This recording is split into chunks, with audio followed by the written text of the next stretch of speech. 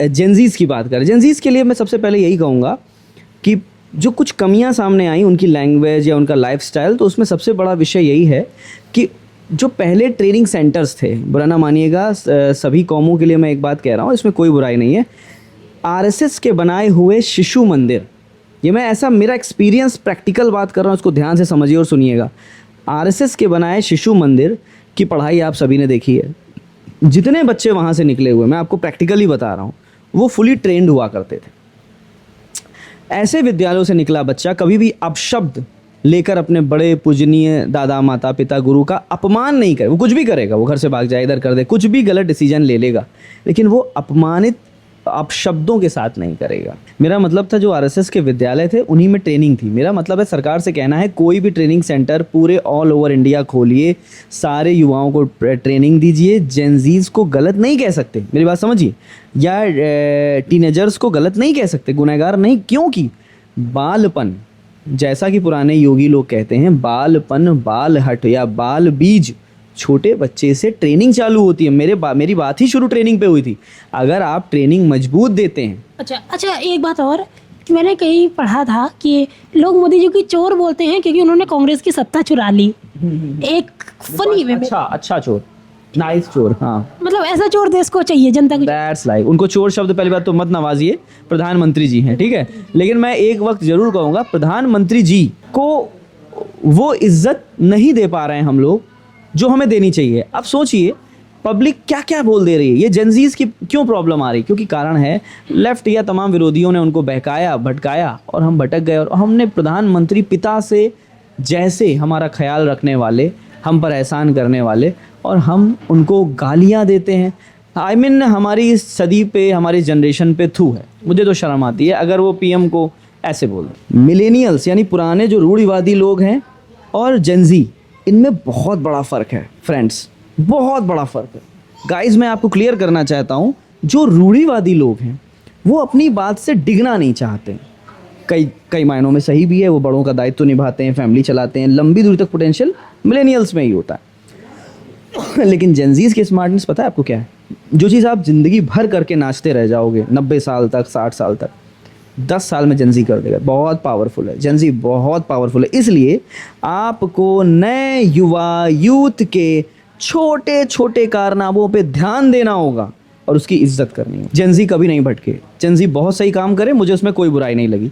अपशब्द भड़के, देश के खिलाफ बोलोगे, देखो राष्ट्रवादी लड़का होगा, गालियां देना चालू कर। मैं आपको बताऊं, मैं बहुत क्लियर आदमी हूँ, पारदर्शी, इधर भी बात साफ करूंगा, उधर भी बात साफ करूंगा। जो बीजेपी गलत बात है वो साफ बोलूंगा, और जो सही बात है ढंग। राष्ट्रवादिता में मिलावट नहीं चाहिए, ज़बान में लगाम रखिए और बड़ों का सम्मान करिए। बाकी आपकी सारी बातें दिल से सलाम। जेनजी बहुत अच्छा प्रोटेस्ट किया, बहुत अच्छा काम किया, कॉन्ग्रेचुलेशन, हार्टली कॉन्ग्रेचुलेशन, बहुत अच्छा। बट ये ज़रूर कह रहा हूँ, अब शब्द से बचिए, राष्ट्र के खिलाफ बोलने से बचिए, और सबसे ज़्यादा प्रधानमंत्री जी के खिलाफ बोलने से बचिए। बाकी सब बहुत अच्छा, बहुत बढ़िया, वेल डन जेनजीज, बहुत अच्छा काम। मेरी बात को समझिए, सरकारी, हालांकि आपने बहुत सारे कॉरपोरेट्स को भी जगह दी, आपने प्राइवेटाइजेशन को जगह दी, मैं इसका शुक्रिया करता हूँ। इसी के लिए कहता हूँ किसी भी सरकारी पुराने लोगों को इतनी जगह मत दीजिए। टीनेजर्स क्यों परेशान है? क्योंकि सरकारी लोग जो सरकारी सैलरी भीख मांग के जो आराम से हराम का खाने के आदी हो जाते हैं, उनके भरोसे देश मत चलाइए। प्रधानमंत्री कौशल विकास योजना सहित जितनी भी योजनाएं सरकार देती है, प्रधानमंत्री जी तो देश का हित चाहते हैं, लेकिन क्या वो सरकारी अफसर या अमले के लोग या नौकरी करने वाले लोग क्या उसको भुना पाएंगे? नहीं भुना पाएंगे यार। जिसको भी आप 70,000, 1 लाख, 1.5 लाख, 2 लाख रुपए सैलरी दोगे, वो अपने बच्चों के सुख में खो जाएगा। वो कहाँ बात करेगा यार? आपके देश के समाज की कोई नहीं बात करने वाला। इसलिए आप पूर्णतः प्राइवेटाइज करिए। पहला, देश को पहली रिक्वेस्ट है, 20-30% सरकारी रखिए, बाकी सब प्राइवेटाइज करिए, पहला निवेदन। और प्राइवेटाइज विद कॉर्पोरेट स्ट्रक्चर करिए, भयंकर कॉर्पोरेट स्ट्रक्चर, क्योंकि जो भी व्यक्ति अच्छी सैलरी पाएगा, प्रधानमंत्री जी सरकारी ढर्रे का आदमी, मेरा मानना यह है वो मेहनत कर ही नहीं पाएगा। केवल 10% ऐसे हैं 100% में सरकारी लोगों में जो अपना पूरा डेडिकेशन देते हैं, वरना सरकारी बिल्डिंगों को अफसर के ही तो भरोसे रहती हैं, अधिकारियों के भरोसे। आईएएस सबसे बड़ी पढ़ाई है, आईएएस। मैं चैलेंज करता हूं आईएएस लेवल को।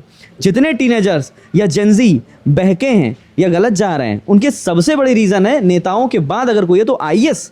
खुल के चैलेंज करता हूं, सारे आईएएस एक लाइन में अपने बारे में सोचें कि क्या उन्होंने कभी भी अपने खुद के गांव के लिए कोई क्रांति लाए हैं?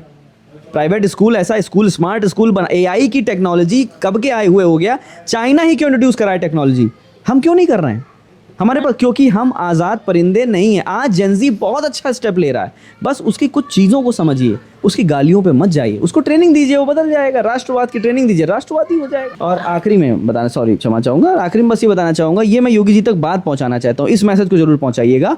काफ़ी टाइम से मैं भी चाह रहा था, तो मीडिया के जरिए ज़्यादा आसानी से वायरल लोगों तक भी पहुँचेगा, योगी जी तक। देश में आप होमगार्ड की नौकरी कराइए, क्योंकि होमगार्ड की सैलरी बेसिक होती है, तो होमगार्ड होमगार्ड की भर्ती लाइए। करीब 1 से 5 करोड़ युवा, प्रत्येक गांव से 10 लड़का, ध्यान रखिएगा, प्रत्येक गांव से 10 लड़का ज्वाइन कराइए और उसको अच्छी ट्रेनिंग दीजिए। क्योंकि इतनी सारी पॉपुलेशन, कई मैंने बहराइच जो तमाम सरहद के बॉर्डर के लोग समाज देखा, यानी कितनी पब्लिक ऐसे ही मतलब फ्री का राशन खा के लेट रही है, सो रही है। नहीं, सबको पकड़िए, ढूंढ ढूंढ के पकड़ा जाए, 10-10 लड़का हर गांव से काम करे और उसको काम दीजिए। होमगार्ड की नौकरी सही है और उसके जरिए देश के लिए खड़े करिए, तमाम जगह काम करवाइए उनको, तो देश के लिए भी खड़े होंगे और फिर उनको देशवादी फीलिंग भी आएगा, जो राष्ट्रवादी नहीं आ रहा है, पहली बात। अच्छा, जैसे आपने बोला कि देशवादी फीलिंग आएगा, और होमगार्ड की आपने बात की, यहाँ सैलरी होती है 15 से 30 हजार समथिंग। और एक बात और बोलूंगा कि जैसे आपका ये कहना है कि आप युवाओं को इस तरह के रोजगार दिए, जैसे अग्निवीर जो आई थी योजना, इस पर आपकी क्या राय है? अच्छी है, बुरी है? अग्निवीर बहुत अच्छी। उसी तरह मैं होमगार्ड को बता रहा हूँ कि इसमें क्या है, कम सैलरी में जब कुछ नहीं युवा के पास है तो कुछ मिल जाएगा। पहली बात, जो खाली घूम रहा है गाँव, मतलब जिसके पास 5,000 नहीं, उसको अगर 15,000 मिल जाए। दूसरी एक और योजना मैं सरकार को बता रहा हूँ, ये तो हुआ आपके तमाम युवा पूरे देश में फैल जाएंगे, ताकि आपके देश का रक्षा चक्र चालू हो जाएगा, पहला। दूसरा एक बहुत अच्छा कॉन्सेप्ट आपको बता रहा हूँ, बहुत ही अच्छा कॉन्सेप्ट, जो आपकी प्रधानमंत्री कौशल विकास योजना था, उसको सीरियस करा के, सुदृढ़ करा के, प्रत्येक गांव से कम 5 लड़का आईटी में डालिए।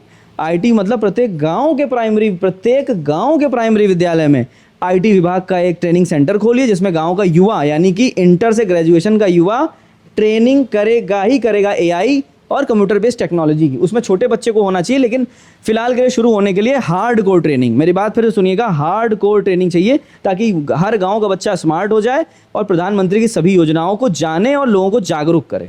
जय हिंद, जय भारत। अच्छा, जैसे आपने बात बोली, बहुत अच्छी बात बोली कि इससे युवा जुड़ेगा, देश के प्रति उसके मन में सम्मान आएगा और चीज़ें हैं। और कई लोग ये बोलते हैं कि यार अग्निवीर योजना तो युवाओं को टाइम वेस्ट कर रही, आपकी इस पे क्या राय है? योजना कोई भी टाइम वेस्ट इसलिए नहीं है, ये योजनाएं उनके लिए हो रही हैं, जैसे जो कोई खाली है व्यक्ति, कोई किसी के पास टाइम है, वो कोई काम नहीं कर रहा है, वो इधर उधर भटक रहा है और उल्टा मसाला खा रहा है, गलत चीज़ खा पी रहा है, अपना माहौल में सद्भावना की बजाय कुछ और है, काम चल रहा है, तो उसके ऊपर प्रेशर बनेगा, बिल्ड अप समथिंग, और उसके लिए युवा को बिजी करना पड़ेगा। युवा, आपको पता है, ये एक रिसर्च के तौर पे पकड़ा गया है कि एक युवा का जो क्लास 9th से लेके और ग्रेजुएशन पोस्ट ग्रेजुएशन तक का टाइम होता है, बहुत ही ज़्यादा बिगड़ैल होता है, आपको पता है? हाँ, एक युवा को अगर बनना है, बिगड़ना है, तो यही समय है उसके। आतंकवादी ढूंढते हैं कि ऐसी उम्र का बच्चा मिल जाए, क्योंकि सारे तरह के रस उसके अंदर ज़्यादा होते हैं। आपको पता है ये बात?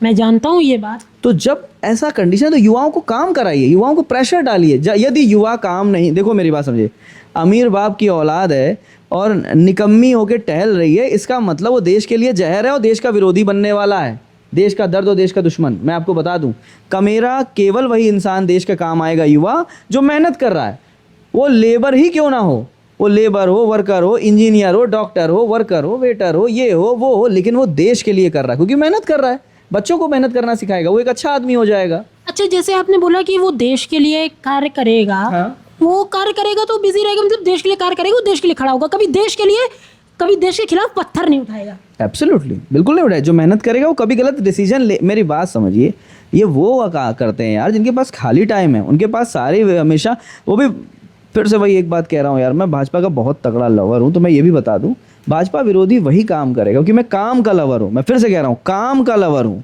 मैं काम का लवर हूँ। बता दूँ कि जो उसकी मेहनत को समझेगा वो कभी विरोध कर ही नहीं पाएगा यार। वो वही करते हैं यार जिनको नहीं नॉलेज है, जो स्किल्स नहीं जान रहे हैं या अवेयर नहीं है, जिन्होंने स्टडी नहीं किया हुआ, वो जहाँ भी फ़ायदा मिलेगा, पैसा दिखेगा, बड़ा आदमी मिलेगा, वहीं जी जी जी जी जी जी।